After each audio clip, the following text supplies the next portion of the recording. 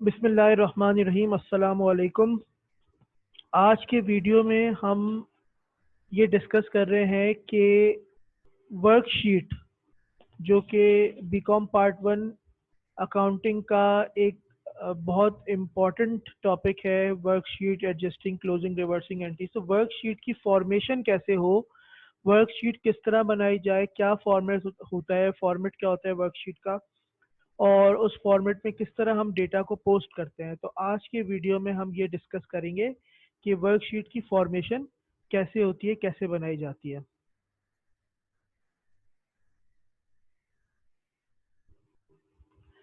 अच्छा, अब अगर वर्कशीट का हम फॉर्मेट देखें तो सबसे पहले हमने टॉप पर जिन साहब की है, जिस ऑर्गेनाइजेशन की हम वर्कशीट बना रहे हैं, उसका नाम लिखना है, वर्कशीट की हेडिंग डालनी है, और जो भी पीरियड एंडेड है वो हमने मेंशन करना है। वर्कशीट को 10 कॉलम वर्कशीट भी कहा जाता है। वैसे तो इसमें 11 कॉलम होते हैं, लेकिन 10 कॉलम इसलिए कहा जाता है कि अमाउंट्स के या रुपीस के 10 कॉलम्स होते हैं। तो अगर आप देखें तो हमने सबसे पहला जो कॉलम बनाया है वो पर्टिकुलर्स का कॉलम है। ट्रायल बैलेंस, डेबिट क्रेडिट, दो कॉलम ये हो गए। एडजस्टमेंट्स, डेबिट क्रेडिट, दो कॉलम ये हो गए। उसके बाद फिर आपका एडजस्टेड ट्रायल बैलेंस बनता है, डेबिट क्रेडिट, दो कॉलम ये हो गए। इनकम स्टेटमेंट, डेबिट क्रेडिट, दो कॉलम ये हो गए। और फिर finally balance sheet, debit credit, दो कॉलम हो गए। तो दो दो चार छः आठ 10 कॉलम आपकी जो है वो इस वर्कशीट के होते हैं, इसको इसीलिए 10 कॉलम वर्कशीट भी कहा जाता है। अब सबसे पहला काम हम ये करते हैं कि जो सवाल में हमें ट्रायल बैलेंस दिया हुआ होता है, जो यूजुअली 90% क्वेश्चन, 95% क्वेश्चन ऐसे होते हैं जिसमें ट्रायल बैलेंस, नॉर्मल सवाल होते हैं, ट्रायल बैलेंस दिया हुआ होता है। तो वो सबसे पहला काम हमने ये करना है कि हमने जो क्वेश्चन में ट्रायल बैलेंस दिया हुआ है उसको कॉपी पेस्ट कर लेना है, इसमें पर्टिकुलर्स में नाम लिख देने हैं, और ट्रायल बैलेंस की जो दो कॉलम्स है उसमें हमने अमाउंट डाल देनी है, और उसके बाद उसका टोटल कर देना है। क्वेश्चन में टोटल तो दिया हुआ होता है, लेकिन आप एक दफ़ा एहतियातन उसकी कास्टिंग कर लिया करें, टोटल कर लिया करें, कि बाज़ दफ़ा प्रिंटिंग एरर या प्रिंटिंग मिस्टेक होते हैं 5 ईयर में, जिसकी वजह से ये टोटल रेयर होता है, लेकिन ये टोटल मैच नहीं करता। उसके बाद अगला काम आपने ये करना है कि जो आपने एडजस्टिंग एंट्रीज पास की हैं, वो एडजस्टिंग एंट्रीज आपने इस वर्कशीट में पोस्ट करनी है। लेकिन उसके लिए आपने ये ख्याल रखना है कि जो भी एडजस्टिंग एंट्री आप पास कर रहे हैं, अगर उस एडजस्टिंग एंट्री का हेड ऊपर मौजूद है तो आपने उसकी अमाउंट उस हेड के सामने डालनी है, और जो हेड एडजस्टिंग एंट्री में मौजूद नहीं है उसको आपने नीचे, ये जो चीज़ हमने यहाँ पर इसको क्लोज किया, इसके नीचे आपने जो है उस हेड को ओपन करना है।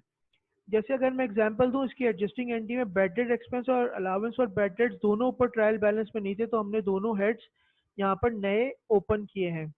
अच्छा, इसी तरह एक एंट्री हमने बनाई होगी, insurance expense to prepaid insurance. तो प्रीपेड इंश्योरेंस क्योंकि हमारे पास मौजूद है तो उसको हमने उसके सामने क्रेडिट कर दिया है, और इंश्योरेंस एक्सपेंस हमने यहाँ पर नया एक हेड ओपन किया और उसको डेबिट किया। तो इस तरह हमने यहाँ पर दूसरे स्टेप में जो हमने एडजस्टमेंट्स पास किए हैं उनको हमने यहाँ पे पोस्ट करना है। तीसरा स्टेप इसका होता है एडजस्टेड ट्रायल बैलेंस का। जिन हेड्स में कोई चेंज नहीं आ रहा उनको आप as it is copy paste कर दें, और जिनमें चेंज आ रहा है, कुछ मूवमेंट हो रही है, उनको आप एडजस्ट करें और उसके बाद एडजस्टेड ट्रायल बैलेंस में डालें। और ये एडजस्टेड ट्रायल बैलेंस आपका लाजमी बैलेंस होना चाहिए। अगर ये बैलेंस है तो उसका मतलब है 75% आपने अपने सवाल को सॉल्व कर लिया है। उसके बाद फिर आपने इस एडजस्टेड ट्रायल बैलेंस से अपना डेटा उठाना है। आपने इनकम स्टेटमेंट, जो हेड्स इनकम स्टेटमेंट में आते हैं, आपको ऐसा लग रहा है इनकम स्टेटमेंट के हेड्स हैं, उन्हें आप इनकम स्टेटमेंट में पोस्ट कर दें। जो बैलेंस शीट के हेड्स हैं वो आप बैलेंस शीट में डाल दें। और उसके बाद ये जो लास्ट 4 कॉलम्स हैं आपके, इनका आप टोटल कर दें। ये टोटल आपका जो है वो ये 4 अलग अलग अमाउंट्स आएंगी आपके पास।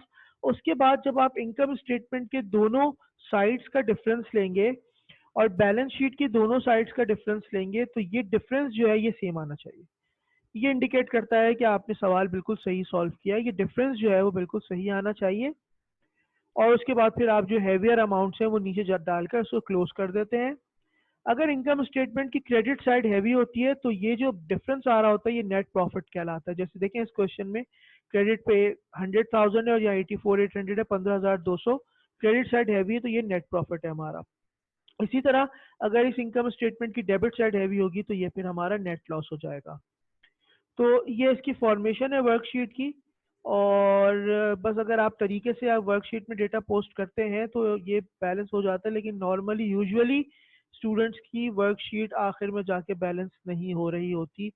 बहुत सारे रीजंस होते हैं। एक सबसे बड़ा रीजन ये होता है, पहला ही रीजन ये होता है उसका कि आपकी एडजस्टिंग एंट्री सही नहीं बनी होती। और उसके बाद अगर एडजस्टिंग एंट्री सही बन भी जाए तो फिर आप यहाँ पर आकर दूसरा जो आप मसला कर सकते हैं वो एडजस्टेड ट्रायल बैलेंस में अमाउंट्स को गलत लेते हैं। तीसरी चीज़ जो आपको मसला करती है वो ये मसला करती है कि आपको ये आइडिया नहीं होता कि इनकम स्टेटमेंट में कौन सी चीज़ें डालनी है। आपने यहाँ तक तो बिल्कुल सही बना दिया, एडजस्टेड ट्रायल बैलेंस तक तो आपने सारा काम सही कर दिया, लेकिन आपको ये नहीं पता होता कि इनकम स्टेटमेंट में क्या चीज़ आएगी और बैलेंस शीट में क्या चीज़ आपने पोस्ट करनी है। ये सबसे बड़ा इशू हो जाता है स्टूडेंट्स को जो है इसकी नॉलेज ही नहीं होती कि इनकम स्टेटमेंट बैलेंस शीट में आपने क्या क्या चीज़ें डालनी है। तो ये थोड़ा सा इसकी फॉर्मेशन हो गई है। आई होप आपको ये वीडियो पसंद आया होगा। नेक्स्ट वीडियो तक के लिए अल्लाह हाफिज़।